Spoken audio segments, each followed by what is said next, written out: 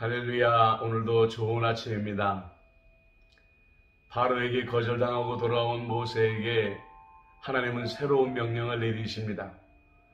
이스라엘 자손을 그들의 군대대로 애굽 땅에서 인도하라.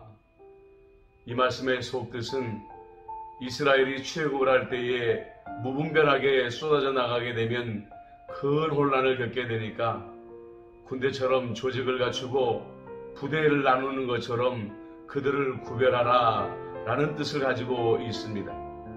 하지만 많은 용어들 중에 하나님께서 군대라는 표현을 사용하신 것을 주목할 필요가 있습니다. 실제로 이스라엘 백성들은 400년 동안 노예 생활하면서 단 한 번도 군인으로서 훈련받은 적이 없었습니다. 그러나 출애굽의 과정에서 또 가나안에 입성해서 이 사람들은 큰 전쟁들을 치르는 군대가 되게 되는 것이죠. 신약 성경의 빌립보서 2장 25절에 보면 바울은 이런 말씀을 남깁니다.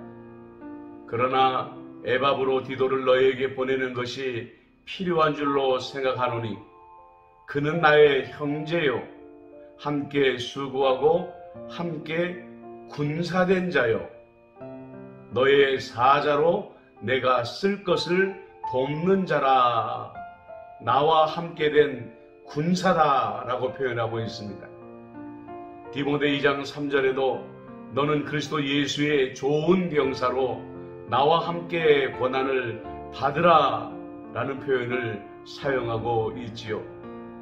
그리고 우리가 잘 아는 대로 에베소서 6장 11절부터 17절까지 말씀은 구체적으로 군사가 갖추어야 될 무장들을 말씀하고 있는 것을 보게 됩니다.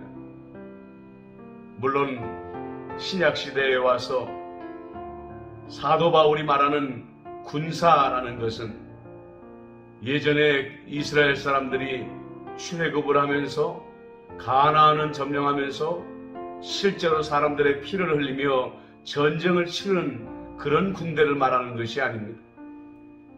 이 무장은 오직 영적인 어둠의 권세 사탄에게 대항하기 위한 것이죠. 그래서 그 무장 중에 가장 중요한 것은 무엇이냐면 구원의 투구와 성령의 검, 곧 하나님의 말씀인 것입니다. 구원의 투구는 무엇입니까? 내가 예수님께 구원받았다는 것이고 내가 여전히 예수님의 구원 아래에 있다는 것을 확신하는 것을 말합니다. 왜 우리에게 성령의 검, 하나님의 말씀이 필요할까요?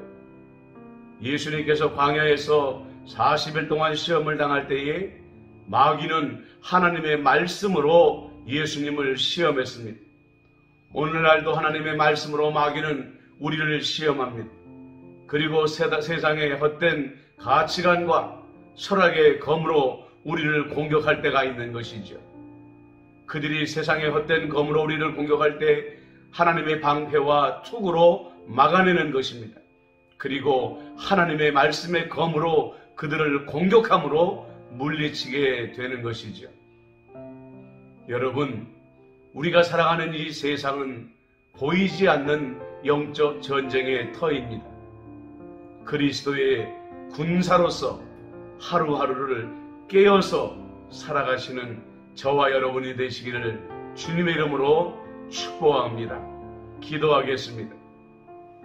하나님은 이스라엘 백성을 군대로 부르시고 군사로 사용하셨습니다. 예수님도 우리를 군대로 부르셨는데 보이지 않는 영적인 어둠의 권세와 싸우라고 우리를 불러주셨습니다. 보이지 않는 매일매일의 영적인 전쟁의 자리에서 구원의 투구와 성령의 검, 말씀의 검으로 승리하며 살아가게 하여 주옵소서. 예수님의 이름으로 기도드립니다. 아멘. 우리는 그리스도의 거룩한 군사인 것을 잊지 맙시다. 샬롬.